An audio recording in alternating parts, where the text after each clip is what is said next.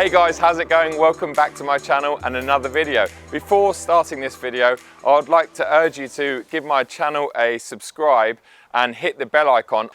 Also go and check out my brand new secondary YouTube channel, Achilles Car Chat. I'll put a link to that below in the description, where I basically get a number of guests on and we talk about cars. It's quite entertaining, especially my very latest one with Raz, Mr. AMG. A few weeks ago, I contacted Seat UK to see if I could get my hands on one of their Leon CUPRAs. That particular car isn't available until some point in November, so I will get my hands on it. But in the meantime, Seat very kindly said that I could get hold of a CUPRA Ateca just to see what it's like.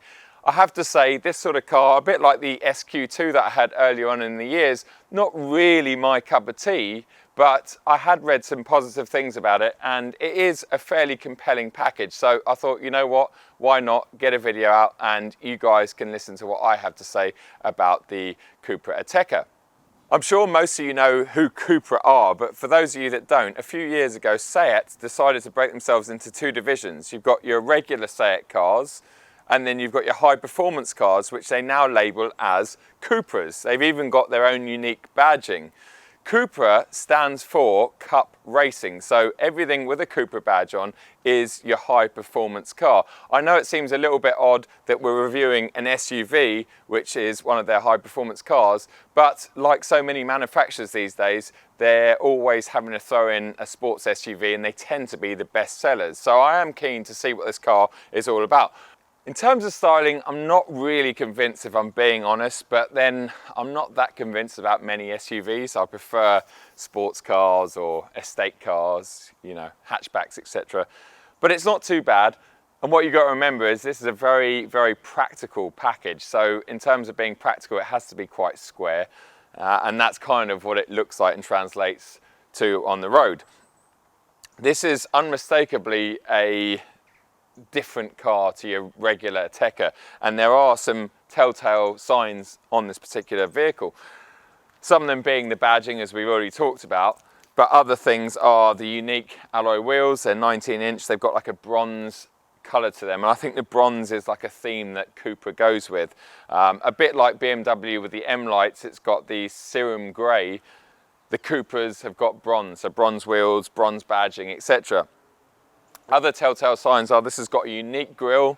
It has got some massive Brembo brakes on it, which are a big giveaway of the performance that this car's got. Around the back, we've still got the gold badging theme, as you can see. There's not a mention of Seat anywhere. You've got CUPRA down the bottom there, and it looks really aggressive from the back. You've got the 4 exhaust pipes down the bottom, and oh, this one's got the CtrlandShift option, which a lot of manufacturers seem to have these days. So thumbs up, guys, thanks for that. Although this is quite a stealthy color option, I think the external sort of gray metallic and the inside being all black is just a bit too, I guess you could say German, although this isn't German, although it is. I personally would have it in blue or red or something bright on the outside, but I get that, you know, this is meant to be a sort of stealthy car that flies under the radar, and in grey it does do that. But there are only 5 colour options for the paintwork, and in fact on the inside there's only black or Alcantara, so you're kind of limited as to what you spec your CUPRA Ateca. What's under the bonnet? Well, this is obviously a VAG group car, and the engine that's under here is one of their most popular performance engines. Oh wow, you actually have to prop it up. I haven't done that in a car for a long time. This is the E888 2-litre 4-cylinder turbocharged engine that you get in cars like the Golf GTI, the Golf R, and a number of other cars. The Audi SQ2 that I had exactly this unit. In this particular car, it's got 296 brake horsepower and about the same amount of torque when we're talking foot-pound. It propels this car from 0 to 60 in 4.9 seconds through a DSG 7-speed gearbox and a top speed of just over 150 miles an hour. That's mated obviously to a 4-wheel drive system on this particular car, which helps it get off the line.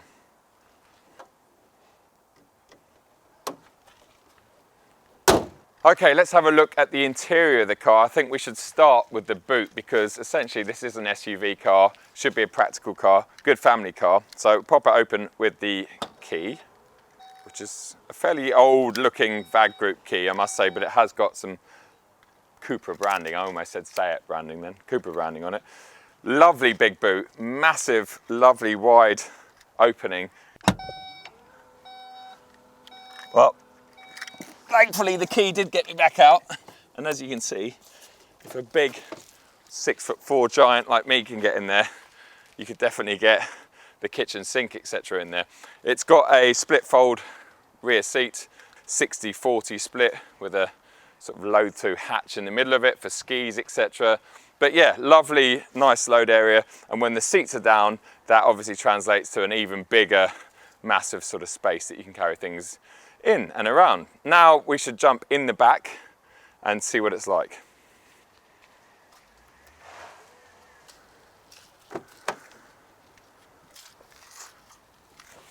Okay, in the back of the CUPRA Ateca, the front seat, the driver's seat, is currently in my position, so someone of 6'4" is driving the car, and as you can see, plenty of legroom. Feels lovely and spacious in here. I've got so much headroom, it's unbelievable. In fact, I don't think I've ever sat in a car with this much headroom before. So if you've got exceptionally tall passengers or children, this is this is certainly a car to consider.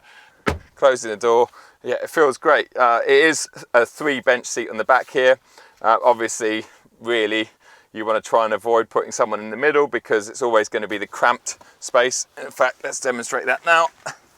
But again, because of the amazing headroom, I've still got about 2 inches of head space above me. So that's just something that's never happened. But as you can see, transmission tunnel, etc., you are a bit limited in here. But you can certainly get 2 big adults and a smaller one in the middle quite easily. So yeah, very impressed. And it is nice back here.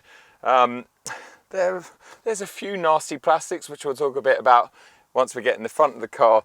But otherwise, the fit and finish in here is really nice. And yeah, the cabin looks good. It's very dark in here though. There's one thing that this car is definitely missing off the option list, which is something I go on about a lot of the time, is it doesn't have a pan roof. And I think with a car that's so dark on the interior, coming into the winter months, it's beautiful out there now, but it really does miss that. And the last few days it's been raining and very grey. It's been quite a dismal place to be because there's just no light in here. So yeah, definitely spec one with a roof. Right, let's jump into the most important seat, the driver's seat. First things first, these optional, well, they call them bucket seats. I wouldn't really say they're buckets. I think that's an exaggeration. They are potentially the most comfortable seat I've ever sat in, and they're definitely most supportive and comfortable seat I've sat in of a car that's under £50,000. They are just amazing, they really are, and I have to say they are the standout feature for this car. So again, if you're getting one of these, get a pan roof and spec these seats, because these are a massive highlight. They have got some rather suspicious looking carbon trim on them that isn't carbon because it's material, and I don't know, I guess it's kind of fitting in with the whole CUPRA theme. I haven't been in a regular Ateca, but I can imagine the cabin is pretty much the same. This has got a specific CUPRA badge on the actual wheel, and the actual leather that it's trimmed in feels really nice. So maybe they've put in a special steering wheel. I've got a lovely digital dials there. It's a bit like the virtual cockpit. Again, being in the VAG group, obviously it's very similar to what you'd find in a Volkswagen or an Audi.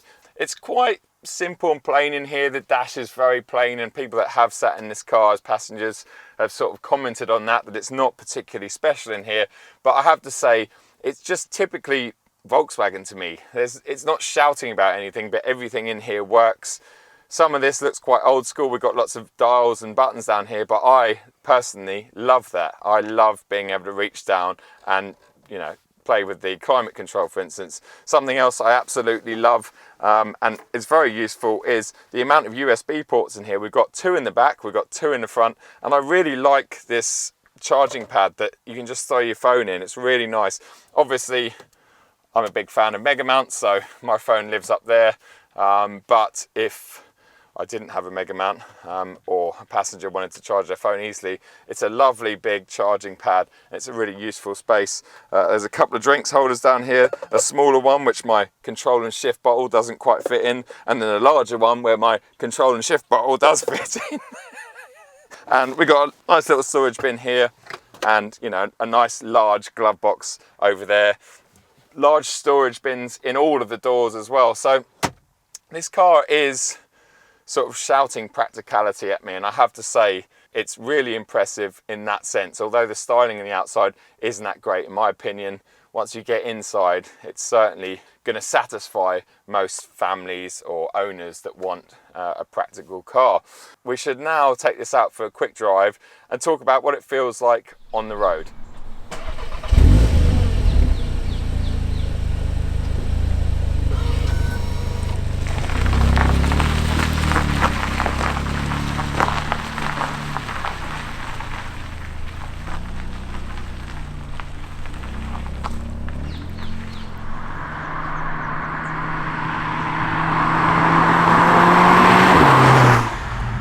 Okay guys, here we are inside the CUPRA Ateca. I've had this car for exactly a week and it goes back in a couple of hours. I've only really driven it about 5 times and done about 200 miles in it because my real job, my everyday job as a chauffeur has been really busy. So that's not a bad thing, but it's just meant that I haven't really got to do the miles and spend the time in this car, which I normally would do with a press car over a week. We're going to talk about the positives and the negatives at the end of this video, but what I want to talk about to begin with is what it's like. What is this car? Where does it sit? I've had a lot of people message me on Instagram and stuff asking me to compare it to the X3 M40i or the X3M or whatever, and it's in a much lower price bracket than that. I think stock or standard, these are retail on the road for about £37,000. This one's about 42 with a couple of packages thrown at it, and these must have bucket seats, which I don't think are really bucket seats. I think that takes away of how comfortable they are and how adjustable they are as well. They're electric and fully adjustable, and I just, as we talked about a bit earlier, these are just, oh yeah, brilliant seats.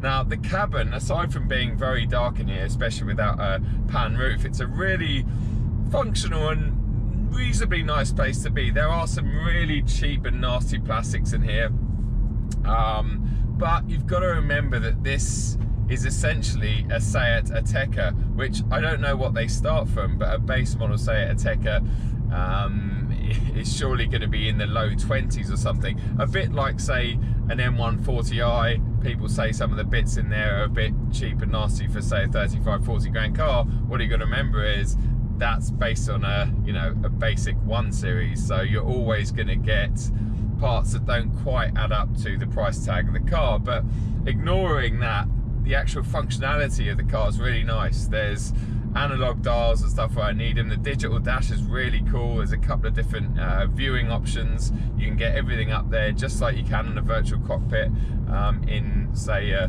modern Audi. Everything else in here is really nice. Yeah, there's plenty of USB points. There's plenty of storage, as we talked about. The driving position's very good.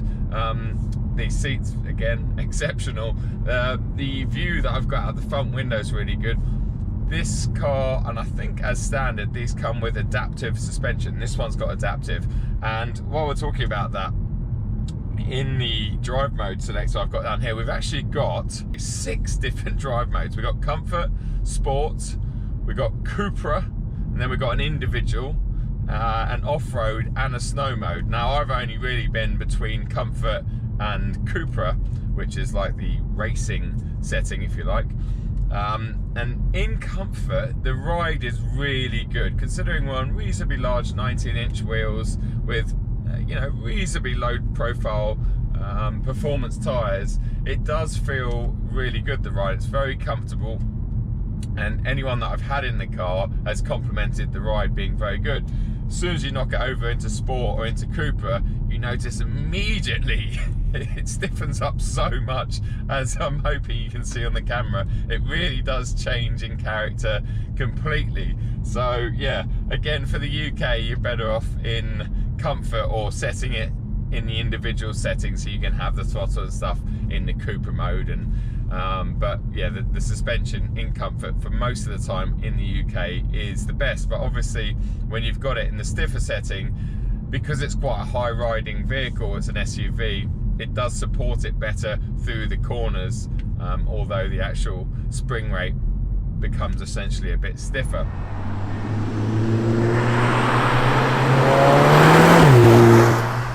This engine's brilliant. It's been around for a long time. You know, obviously the Volkswagen Group have improved on this particular unit, but it's been around for a long time, and for good reason. It's a torquey unit. It's capable of plenty of power. I mean, people tune them to well over 400 brake horsepower, so in this particular tune it's great, and it's reasonably efficient as well when you're not absolutely booting it.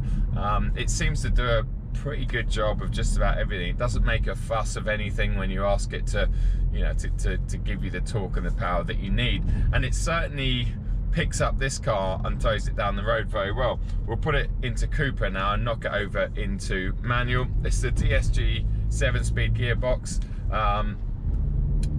DSG box, well, we'll talk about the DSG box a bit later on, and the points that I like and the points that I don't like.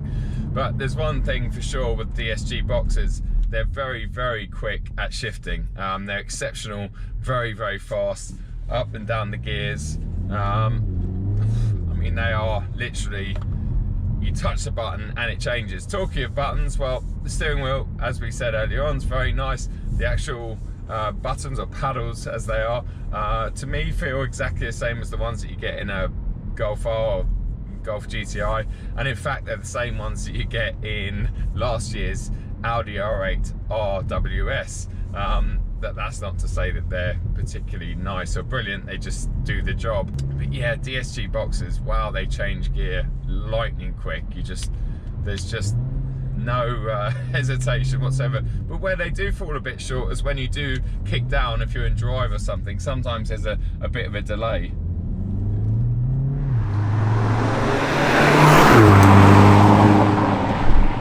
You do get a few cracks and pops out of the exhaust on the overrun, but nothing too major.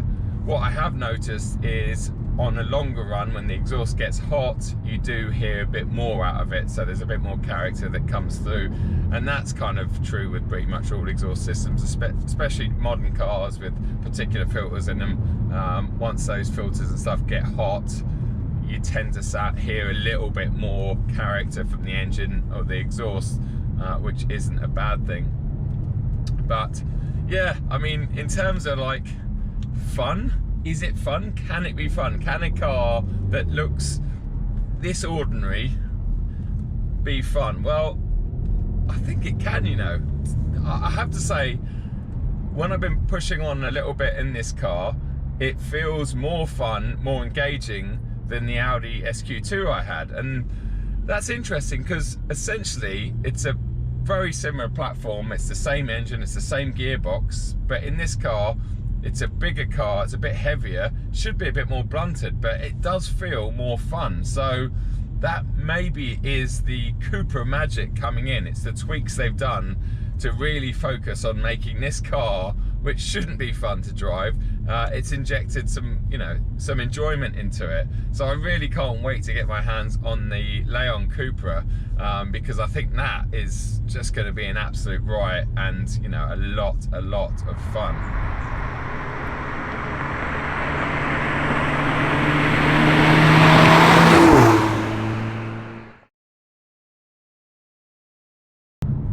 Do I think this car is worth the 40-odd thousand pounds that CUPRA are asking for it? Well, if you look at what you get for the 40,000 pounds, I really do, because it's a very practical, very comfortable package.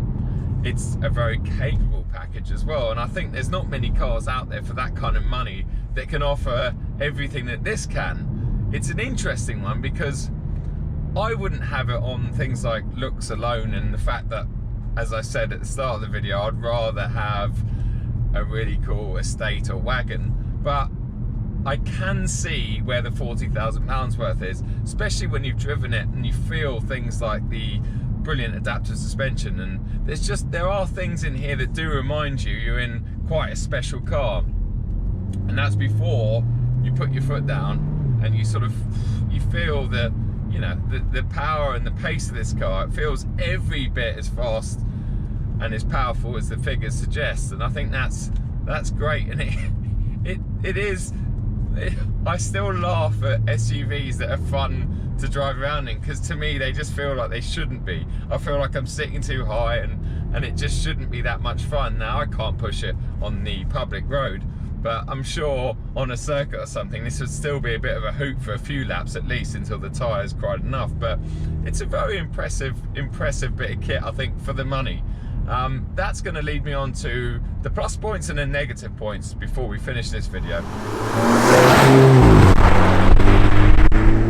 So in terms of plus points, we've talked about a few of them already, but the number one standout is the practicality to me. It's very practical. It's a very practical square shape on the outside, and that reflects that when you get inside in places like the boot that we've had a look at, everything's very usable and practical.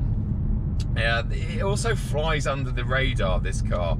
I think it's a real stealth machine. There's not many people are going to know what it is. A few people will ask me what it is. They don't know about the badging, etc. And they certainly wouldn't expect this to be a car that accelerates from 0 to 60 in under 5 seconds. So it's got that stealthy appeal to it, obviously, especially in this grey and the dark interior. The ride comfort is amazing. When I knock it back out of CUPRA, put it back into drive, the whole car becomes really fluid and really nice. I mean, I think the actual ride comfort in this is you know, very close to perfect for a car in this price range, and a car that's, you know, designed to do what it's designed to do. I think it's really, really good and impressive. The seats we've talked about a couple of times in this video. I have to mention them again because they are a massive plus point. They're fantastic. They're very, very comfortable. They fit me very well. They fit any size person very well. But they're very supportive as well, and they look cool. They look really cool. They're a must-have in this car, because I think if these weren't in this car, the interior would be quite bland and wouldn't really separate it from a regular Seat Ateca. I think that kind of wraps up the major plus points for me. Now we'll go on to the negatives.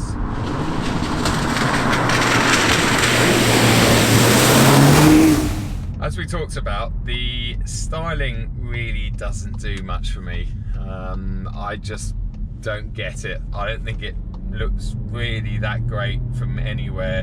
Maybe aside from the back, I think it looks quite aggressive. The rear end of the car with the quad pipes and stuff, I quite like the boot and stuff, but the rest of it is just a little bit square and van-like to me. But obviously that's, you know, who am I to say what's good and bad looking? But in my opinion, it could be better looking.